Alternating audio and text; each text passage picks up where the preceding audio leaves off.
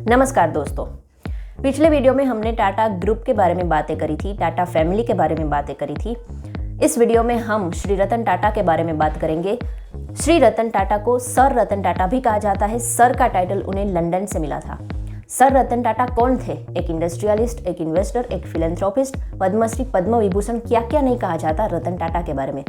श्री रतन टाटा के बारे में अनसुनी बातें जानने के लिए देखिए पूरा वीडियो। नवसारी के पारसी परिवार में 28 दिसंबर 1937 को श्री रतन टाटा का जन्म हुआ था। यूएसए में उनकी पढ़ाई हुई थी। माता पिता के डिवोर्स के बाद वो दादी के साथ रहे। जब वो यूएस से इंडिया लौटे तब उनकी पहली नौकरी टाटा स्टील में लगी थी, जमशेदपुर। उस नौकरी के दौरान उन्होंने मजदूरों के साथ रहना, खाना पीना, पैदल आना जाना सब अनुभव लिया। फिर अपनी लीडरशिप में उन्होंने टीसीएस को लिस्ट किया। टाटा मोटर्स को न्यूयॉर्क स्टॉक एक्सचेंज में लिस्ट किया ताकि इंटरनेशनल पावर मिल सके। इनके नेतृत्व में इनका बिजनेस 40 गुना बढ़ा और प्रॉफिट 50 गुना बढ़ाया, और वो भी 22 साल में। As a chairman of Tata group उन्होंने बहुत सारी फॉरेन कंपनी खरीद ली, जैसे कि Tetley, Daewoo, Corus, Jaguar, Land Rover, जिसमें से मैं आज जगुआर लैंड रोवर खरीदने वाला किस्सा आपके साथ शेयर करना चाहूंगी। जब टाटा कंपनी की एक गाड़ी लॉन्च हुई थी जिसे अच्छा रिस्पॉन्स नहीं मिला था और जिसकी वजह से कंपनी घाटे में चलने लगी थी, तब रतन टाटा अमेरिका डेट्रॉइट गए थे फोर्ड में अपनी कंपनी को बेचने के लिए। वहां पर बिल फोर्ड ने रतन टाटा को कहा था कि आपको गाड़ियों के बिजनेस के बारे में पता ही नहीं है तो करते क्यों हो, आपको गाड़ियां बनानी आती ही नहीं है तो बनाते क्यों हो, आज मैं आपकी कंपनी खरीद के आप पे एहसान करूंगा।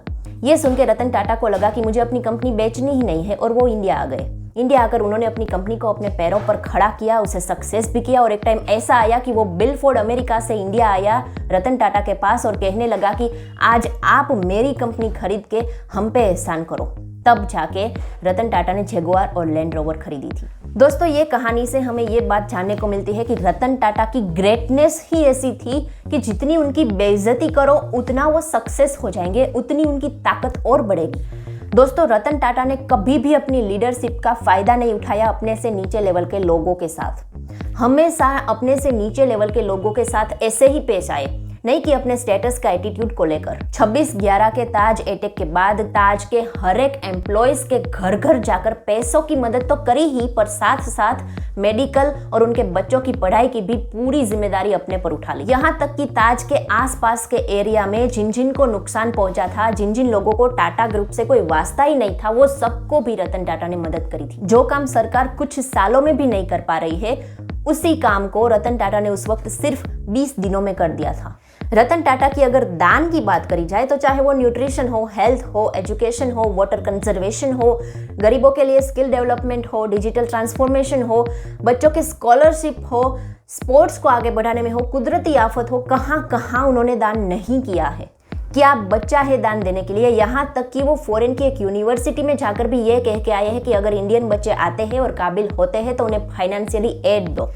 इंडिया की भी कई यूनिवर्सिटी में उन्होंने बच्चों के एजुकेशन के लिए दान किया है। और रिसेंटली कोरोना के बारे में तो आप सबको पता है, सबसे ज्यादा इंडिया में दान देने वाले श्री रतन टाटा ही थे। इनके दान के बारे में जितनी बातें करो उतनी कम है, इसलिए तो इन्हें भारत के दानवीर कर्ण कहते हैं। फिर बात करते हैं उनकी ईमानदारी की।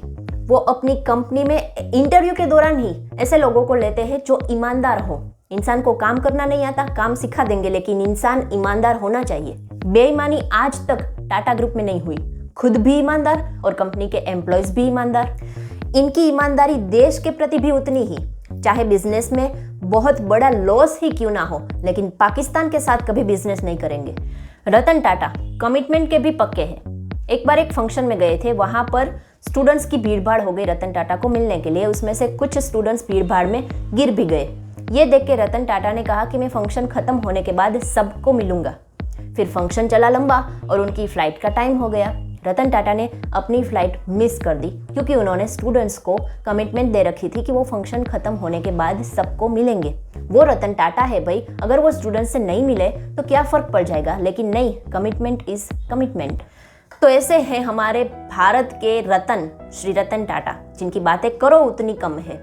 इनके बारे में यहाँ पर तो मैंने 1-2 किस्से बताए, लेकिन इनके बारे में अगर आप पढ़ो या सुनो तो पता चल सकता है कि इनके जैसा इंसान, इनके जैसा क्रांतिवीर बिजनेसमैन आज तक हमारे देश में हुआ नहीं है और शायद कभी होगा भी नहीं। ऐसे हमारे पद्मश्री, पद्म विभूषण श्री रतन टाटा को क्रांतिकारी सेना की ओर से सलाम। तो देखते रहिए क्रांतिकारी सेना। जय हिंद, जय भारत।